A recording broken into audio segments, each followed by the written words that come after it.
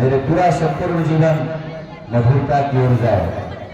तो वो अंगूर या कोई भी फल हो जिस फल से आप मनोकामना सिद्ध करना चाहते हैं तो आप कोई फल से परिक्रमा करिए, आपका जीवन में बहुत ही मधुरता आएगी और संपूर्ण फल प्राप्त हो जाएगा आप सभी को। जिनको जो चाहते हैं कि मैं अपने अगले जन्म में भी मनुष्य का कर पाऊं, मनुष्य का शरीर मुझे मिले और मैं भक्ति का मार्ग अपनाऊं, भगवान की भक्ति में वे करूं, तो जौ होता है ना, जौ, उस जौ से संकल्प करा करके परिक्रमा करिए। जिन माताओं को पुत्र प्राप्ति चाहिए, जिनको पुत्र चाहिए, जिनका पुत्र नहीं है, तो वो नारियल, जलदार नारियल हो, उससे आप परिक्रमा करिए। यज्ञ नारायण भगवान आपको अवश्य ही पुत्र की प्राप्ति होगी आपको।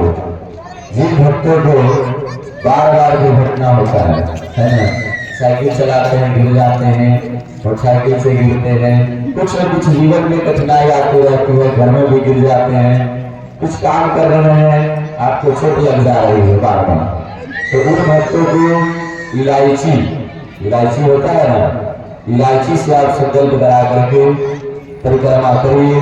जो भी आपकी इच्छा है, 2 बार, 10 बार, 11 बार, 20 बार, 51 बार, तो आपका मनोकामना अवश्य दूर होगा।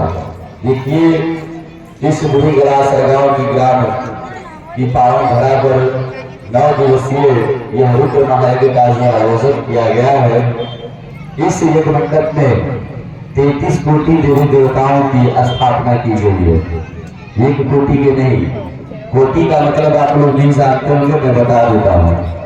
कोटि का मतलब होता है प्रकार, तो 33 कोटि का मतलब 33 प्रकार।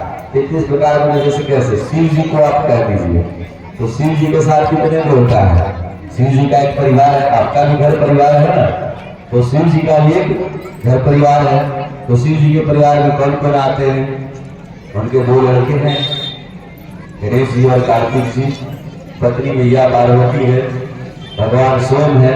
तो इसी तरह से करके 33 कोटि के देवी देवताओं का आवाहन, जैसे विष्णु भगवान है तो विष्णु के जितने भी परिवार है सबका आवाहन किया गया है इसमें।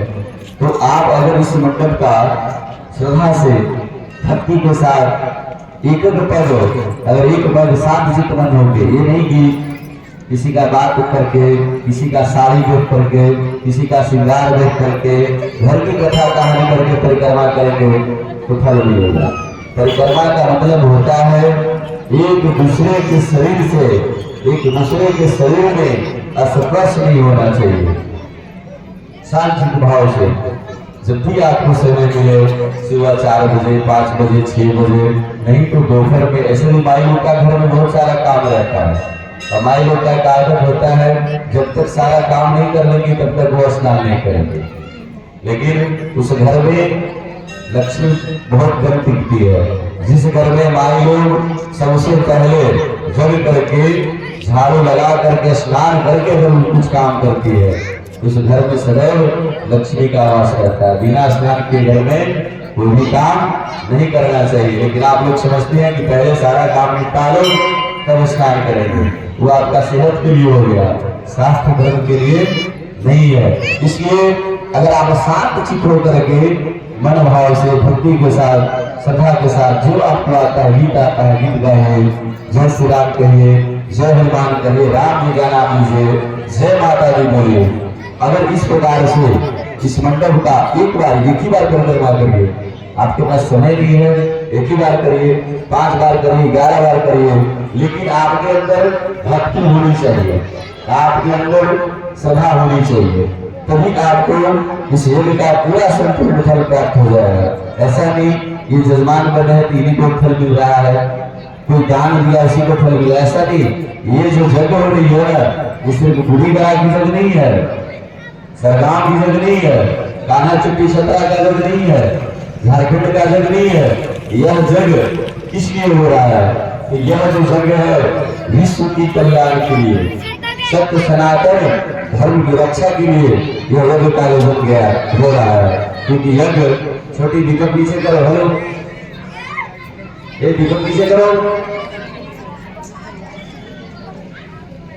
तो यज्ञ कमेटी के सदस्य अगर यहाँ पे है तो मंदिर में आने जाने के लिए रास्ता इन लोगों को थोड़ा साइड में खड़ा कराइए। हाँ, साउंड ऑपरेटर आप जहाँ कहीं भी हो कृपया करके आचार्य मंडली से संपर्क करें। तो मैं आप सबको बता रहा था, आपको जितना बार परिक्रमा करना, एक ही बार कीजिए, 2 बार करिए, 3 बार करिए, लेकिन भक्ति और भावना के साथ मन में आपका शांत चित्त भाव हो, किसी से वार्तालाप नहीं करें। बहुत से माई लोग को हमारे देखे हैं कि परिक्रमा कर रहे हैं, दीपक जला रहे हैं, लेकिन उनका सर पे आंचल नहीं है। इस तरह से कभी कोई पूजा नहीं करना चाहिए। जब भी आप पूजन करिए, सर पे आंचल आप जरूर रखिए। यह हमारा सनातन का पहचान है, हिंदुत्व का पहचान है। खाली सर कोई भी पूजा नहीं किया जाता है। तो पूजा करना सिर्फ बड़ी बात नहीं होती है, उसमें उस पूजा में आपने कितना सत्यता है, आप कितना सत्यता से उस पूजा को कर रहे हैं, आपके अंदर कितना सत्यता है। ऐसा नहीं कि आज आप जब कर रहे हैं, जब में बैठे हैं और कल से जो आपका जीवन था वही में लग जाइए, तो 9 दिन से पूरा जीवन का पूजा नहीं हो पाएगा भाई। इसलिए पूजा, दान, त्याग है ना, सेवा, क्षमा, यह सब पूजा का अंग है। शास्त्र हमारा कहता है कि धर्म की रक्षा, धर्म की रक्षा ही धर्म है। और कहता है धर्म की धार्य, धर्म करने का चीज है, धर्म जो है करने का चीज है ना, धारण करने का चीज है, कर्म करने का चीज है।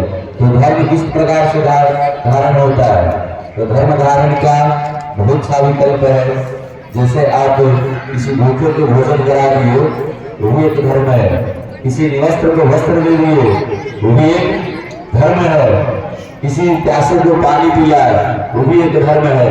किसी का विवाह में मदद किए, किसी को परोपकार कर दिए, कोई गलती किया हो, उससे अनजाने में गलती हो गई, उसको क्षमा कर दिए, किसी पर दया कर दिए, बुरे लोगों का सेवा कर दिए। ऐसा नहीं हो कि माई बाबू यहाँ घर में केवाड़ी बंद करके चले गए, तो पेपर में आया है मेरे फोन में, एक ऐसे लोग किए हैं कि अपने माँ पिताजी को बंद कर दिए, अंदर में आप अंदर में रहो, मैं तुम जाता हूँ नहाने। और वो 4 दिन तक बेचारे चूड़ा भाग करके रहे। ऐसा कुंभ नहाने का कोई मतलब नहीं होता है। नहाने से किसी का शरीर का मैल धुलता है, मैन का मैल कभी नहीं धुलता है। इसलिए नहाना अलग जगह पे है। इसलिए अपने जीवन में सत्य को धारण करिए, धर्म को धारण करिए, त्याग करिए, किसी का सेवा करिए, क्षमा सीखिए, तभी आपका जीवन जो है सही रूप से आपका पटरी पे चला जाएगा।